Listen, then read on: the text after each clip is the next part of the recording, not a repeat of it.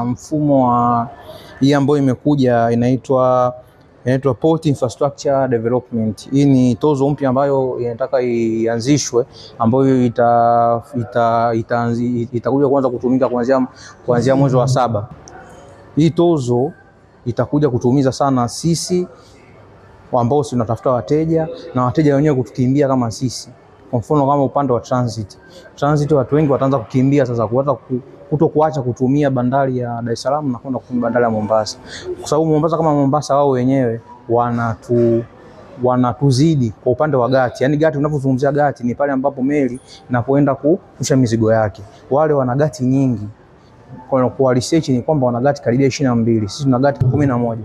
Sasa kwamba wale wana opportunity, kwamba wana uwezo wa maki ni mara 2 ya kwetu sisi kwenye kushusha mizigo. Kwa hiyo ina maana kwamba wale wana uwezo wa kushusha mizigo mingi, lakini sasa gharama si kwetu huko zinakuwa ni nyingi sana kuliko wao wana advantage ya kuwa na gati nyingi, na kwamba sisi tumewazidi pia kwenye gharama. Kwa maana sisi tuna disadvantage ya kuwa na gati ndogo na pia na gharama za hizo tozo. Kwa hiyo tuje kuvalue kwamba sawa, tozo weza iwepo au ikataliwe kabisa, lakini tutengeneze platform fulani ambayo itamfanya mwekezaji kuona kwamba hapa nchini kwetu ni vizuri kuja, yani kwamba sisi tu attract watu kuja kwenye kuinvest kwetu, kwamba tuweza kutoa hizo tozo sawa, na tuweze kuongeza gati zaidi. Kama gati zilikuwepo zilikuwa ni 11, sasa hivi zitoke kwenye 11 tuende mpaka kwenye 20, ili tuweze kutengeneza competitiveness, kwamba bandari yetu inatengeneza ushindani na bandari nyingine. Bandari ya Mombasa ni ndogo, lakini bandari ya Mombasa watu wengi wanaprefer sana kuna Mombasa kuliko kwetu, kwa sababu ya uwezo wa gati wa kushusha mizigo, na pia uwezo wao pia gharama ziko chini. Kwa nakuta kwamba sisi ni mlango mkubwa wa East Africa, lakini tunakuwa ni watu ambao hatupati kazi nyingi zinaenda Mombasa. Kwa hiyo nataka kwanza tutengeneze gati ziwe nyingi sawa, kwa pesa sisi wenyewe, tutengeneze mazingira ya design hiyo, alafu tutengeneze uwezo wa mizigo kupakuliwa kwa wakati sawa, tuweke ACD ziwe nyingi, gharama za kupakua mizigo pale zipungue, gati zili kuongezeka, ili zile kazi ambazo zinakimbiwa na wafanyabiashara zinaenda Mombasa sasa hivi tuanze kuzipata sisi, ili tuweze kuona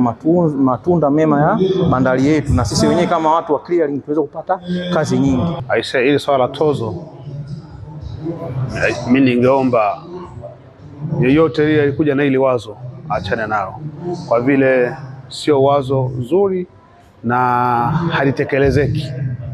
Sana lisipofanywa kazi litatuletea shida sana, hususani kwa waagizaji wa mizigo kutoka sehemu mbalimbali ya nchi na pia nje ya nchi, kwa vile hili litawaathiri sio tu waagizaji, hata walaji wa mwisho, kwa vile ni tozo ambayo inaenda kuongeza, yani ni tozo imekaa kama ushuru. Sasa kama inakuja tozo ambayo inakuwa kubwa kuliko hata charges lengo ambayo ni wafeji.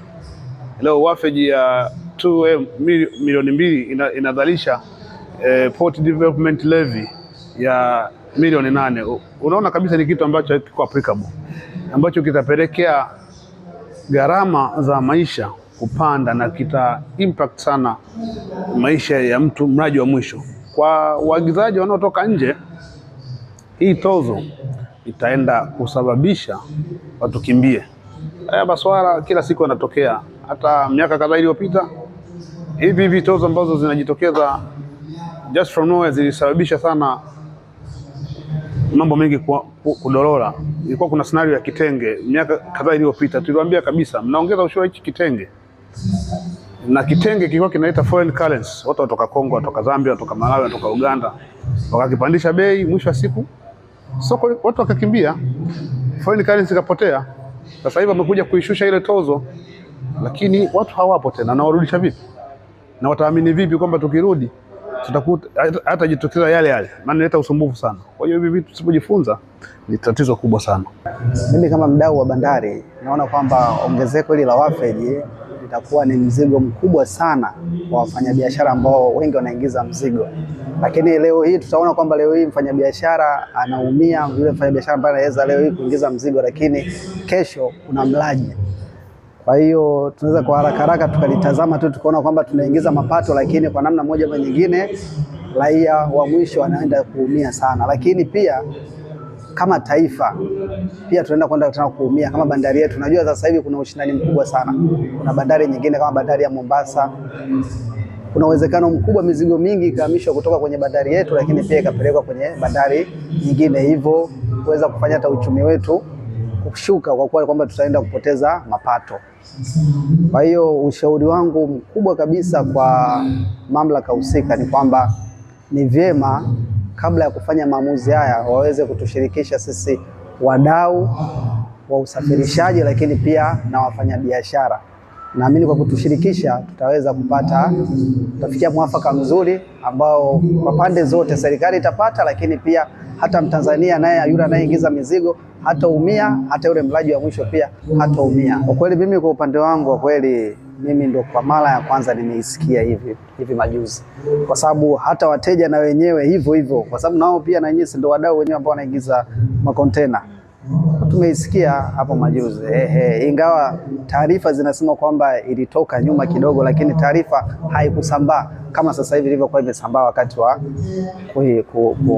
kuanza kutoza hiyo tozo yenyewe. Tumefanya makubaliano ya kimkakati, tumeingia Memorandum of Understanding kati yetu sisi na chama cha mawakala wa forodha wa Sudan.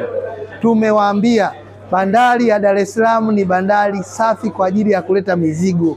Wamekubali, wamesema watatupa ushirikiano, wataanza kufanya kazi na sisi, na tatizo likitokea kule kwao tutakuwa tunawasiliana kuhakikisha tunafanya biashara inakuwa rafiki. Kwa sasa wao wanatumia bandari ya Mombasa, wanapita Mombasa wanaenda Uganda, then wanaingia Nimri ambao ndio boda kati ya Uganda na South Sudan.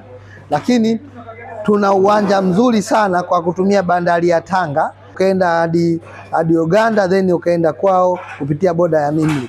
Hiyo ni sehemu ya fursa kwa Watanzania. Kitendo cha kuja kutuletea biashara, wanatuletea pesa ya kigeni ambayo kama nchi tunaweza kutusaidia kiuchumi. Sisi hapa tupo kwa ajili ya kufungua milango ya Watanzania, na hiyo kazi tutaifanya kwa ufasaha na kuhakikisha Watanzania wanapata nguvu na wanakuwa na nguvu ya kiuchumi, na bandari inakuwa ni sehemu ya furaha na tija ya kipesa kwa Watanzania.